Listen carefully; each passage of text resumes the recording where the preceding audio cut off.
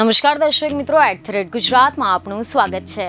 ભરૂચનું રાજકારણ હર હંમેશ ભાજપના સાંસદ મનસુખ વસાવા અને તેમની સામે આમ આદમી પાર્ટીના ડેડિયાપાડાના ધારાસભ્ય ચૈત્ર વસાવાના કારણે ગરમાતું હોય છે। સામ સામે આક્ષેપબાજી, નિવેદનબાજી તેમજ આરોપ પ્રત્યારોપનો સિલસિલો ચાલતો જોવા મળ્યો છે।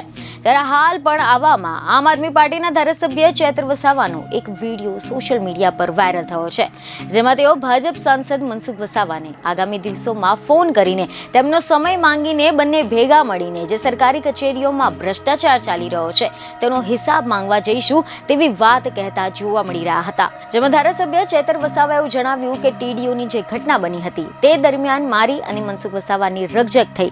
એ દરમિયાન બુટલેગરો પણ તેમની સાથે ઊભા હતા અને તેમના વર્ષો જૂના બુટલેગરો છે। આજે પણ બુટલેગરોના કન્ટેનરો ભરીને બી ક્વોલિટીના સસ્તા દારૂ આવતા રહે છે। બુટલેગરોએ એ સમયે મને કહ્યું કે અમારી સરકાર છે, તમે આવું કરો છો। ત્યારે હું કહ્યું કે દારૂ વેચવાવાળા અમને થોડી સમજાવશે।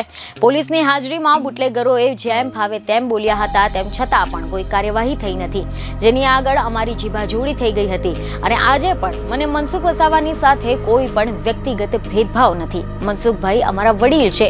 આવનાર દિવસોમાં હું મનસુખભાઈને ફોન કરી તેમનો સમય માંગવાનો છું અને એટલું કહેવાનું છું કે આપણે બંને ભેગા થઈને કલેક્ટરમાં જઈએ, એસપીને કહીએ, પછી ગુજરાત સરકારમાં પણ જઈએ અને 8,52,00,000ની કાર્યપાલક ઇજનેરને રૂપિયા ચૂકવી દીધા છે અને એ પણ બોગસ ઓફિસ છે, ત્યાં કચેરી જ નથી।